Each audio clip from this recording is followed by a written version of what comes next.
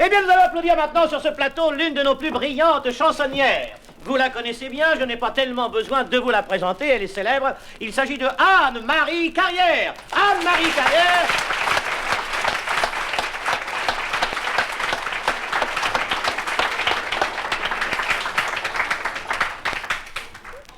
Je veux vous prouver que je suis objective avec les hommes, même en ce qui concerne leur sex appeal.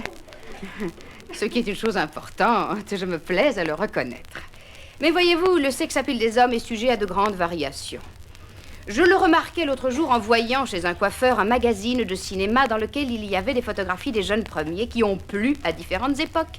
Il y avait d'abord donc les photos des jeunes premiers de la nouvelle vague, les garçons qui font maintenant battre le cœur des filles, et un peu plus loin, les photos des jeunes premiers d'il y a 20 ou 25 ans, surtout la série des beaux bruns, vous savez, Ramon Novaro, Rudolph Valentino, Charles Boyer, tous ceux qui ont fait battre le cœur des mères.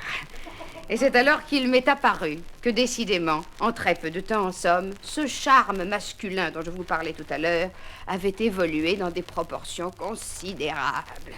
En effet, quand on voit le visage de Jean-Paul Belmondo, un des bourreaux des cœurs du nouveau cinéma, à côté de celui de Ramon Novaro, une conclusion s'impose, ils se ressemblent pas. Entre séducteurs de deux âges, je constate et ne suis pas seule que celui d'autrefois possédait un visage et celui d'aujourd'hui, il a plutôt une gueule. Ce qui souligne bien le côté animal qu'on apprécie maintenant chez toutes les fleurs du mâle.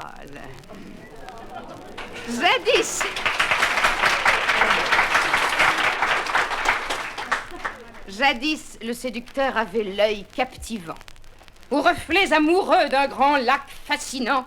Quand une pauvre femme se penchait au-dessus, on entendait glou-glou et on la revoyait plus.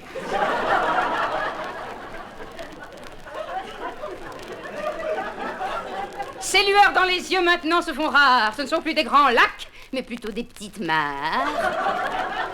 Quand une pauvre femme s'y plonge avec ardeur, elle ressort avec une bosse, ça manque de profondeur. Le séducteur jadis avait un nez classique, bien fait, dont le profil fleurait la Grèce antique. Maintenant, à l'écran, les seuls nez qui s'imposent sont ceux auxquels il est arrivé quelque chose. Une porte d'ascenseur, une chute ou un nion, bref, qu'on les raccourcit, mais qu'il en disent long.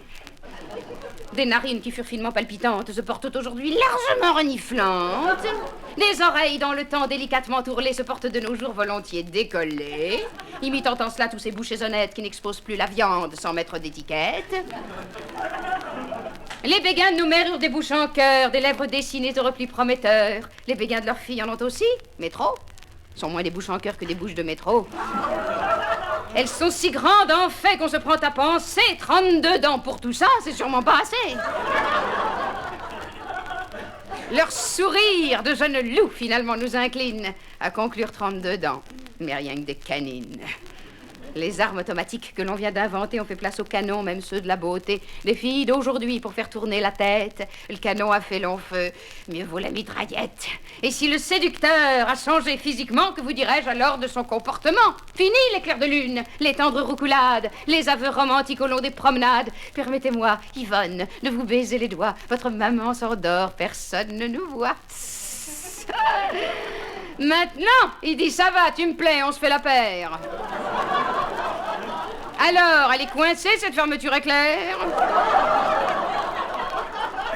Et si la fille hésite, il est interloqué. Et écrit cette souris, qu'est-ce qu'elle est compliquée. Jadis, il murmurait depuis 8 mois, je t'aime, mais tu n'as pas encore tout donné de toi-même.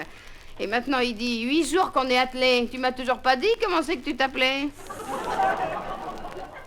Jadis, au fond d'un lit d'une voix vaniteuse, il s'inquiétait souvent. Alors, chérie, heureuse, maintenant, quand il passe par des sommets des mois, il condescend à dire « Je suis vachement bien. Et toi ?»